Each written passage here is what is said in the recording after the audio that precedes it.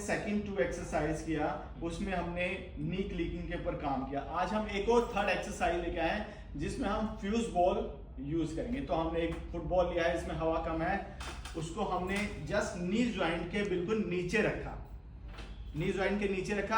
अब हम knee joint की फोर्स से बॉल को प्रेस करेंगे। टो को हमने बाहर की तरफ रखा है और लेग को हम स्ट्रेट करने की कोशिश करेंगे। यहाँ हम 10 सेकेंड होल्ड करेंगे, फिर हम वापस चले गए, फिर से हमने लेग को ऊपर उठाया।